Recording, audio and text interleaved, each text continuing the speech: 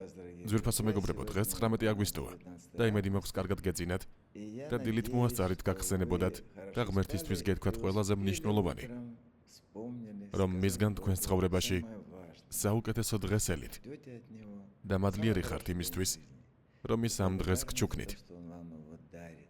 გმადლობ უფალო, ამ დიდებული, ამ შესანიშნავი საჩუქრისთვის. აი ასე, დღეს კი კარგი ამბავი მაქვს. უпростоრად მნიშვნელოვანი ამბავი. ჩვენს ბავშვებს სკოლისთვის ვამზადებთ. ორ თვეში 75 წლის გავხდები. მახსენდება ის დღეები. დიახ, ძალიან მხიარული დღეები იყო. ყველანი სკოლის საზეიმო ხაზზე ვიდექით. წარმოთქვამდნენ სიტყვებს, რომ პარტია უძლეველია და ჩვენ კომუნიზმამდე მივალთ. მაგრამ თავარი იყო, კარგად ისწავლეთო. ბავშვები დიდად არ ვუსმენდით. თუმცა ყველაფერი დამამახსოვრდა, რასაც დირექტორი ლაპარაკობდა, მაგრამ ყველას გვიხაროდა ერთმანეთის ნახვა. რადგან ხარკოვის სხვადასხვა რაიონში ვცხოვრობდით. მე ხარკოველი ვარ, ხარკოვში დავიბადე. აი ასე, და აი შევხვდით ერთმანეთს. და ახლა მეგობრებო, მინდა ერთი მნიშვნელოვანი რამ გითხრათ. ისეთი, რაც საბჭოთა ხელისუფლების დროს არ იყო. მაშინ ყველანი თითქმის ერთნაირები ვიყავით. დღეს კი მატერიალური მდგომარეობით ერთმანეთისგან განსხვავდებით. ერთს მდიდარი მშობლები ჰყავს, მეორეს ნაკლებად შეძლებული.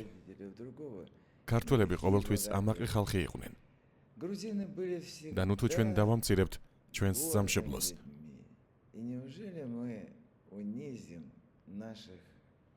სამშობლოს, მაგრამ მე საქართველოს მოქალაქე ვარ. და არ ვიცი შემიძლია თუ არა მას ჩემი სამშობლო ვუწოდო. ჩემი დაბადების ქვეყანა არ არის.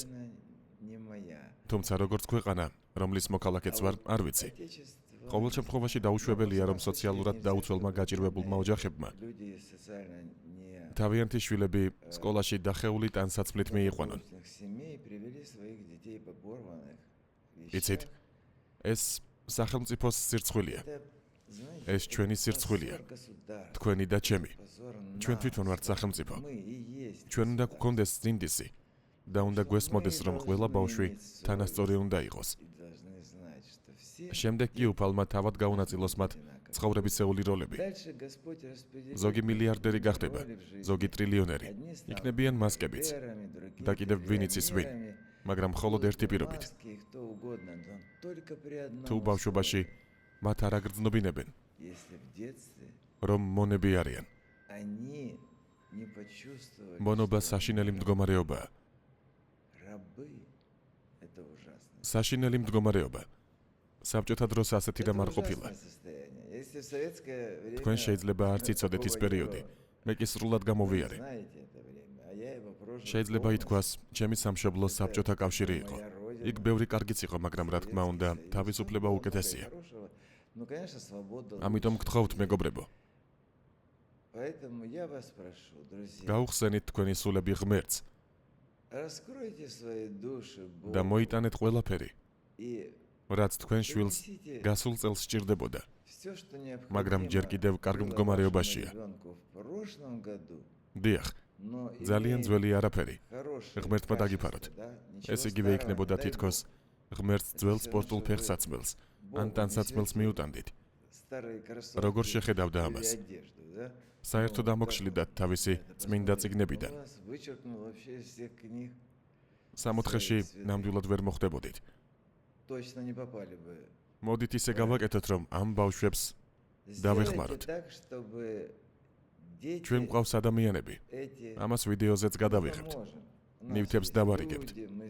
თქვენ ნახავთ, როგორ უხარიათ ბავშვებს ახალი სპორტული ფეხსაცმელი. ზურგჩანთები. აუცილებლად ზურგჩანთები, რადგან დღეს ეს მნიშვნელოვანია. და ყველაფერი, რაც თქვენთან თითქმის ახალივით არის შემორჩენილი. მოიტანეთ ჩვენს ფონდში. მისამართ საიტზე ნახავთ. საჭიროა წიგნებიც, რომლებიც გასული წლიდან დაგჭათ.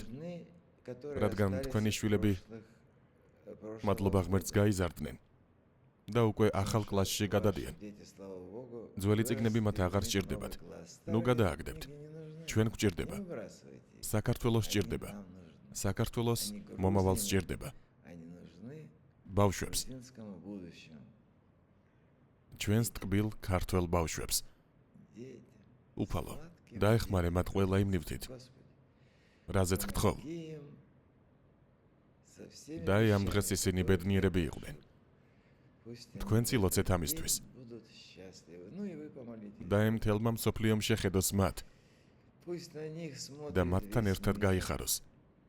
საჭიროა სახელმძღვანელოები, სასკოლო ნივთები, კარგი ფანქრები, კალმები. ისიც, რითაც დაწერილს შლიან. მოკლედ ყველაფერი. იცით, ყველაფერი, რასაც თქვენ შვილს ყიდულობდით და ბედნიერები იყავით, როცა მასთან ერთად ამ წმინდა დღისთვის ემზადებოდით. აი ასეთი ამბავია. მე კი ყველა მიყვარხართ და ყველას გილოცავთ იმას, რომ დაახლოებით 20 დღეში ეს მნიშვნელოვანი დღესასწაული დაიწყება.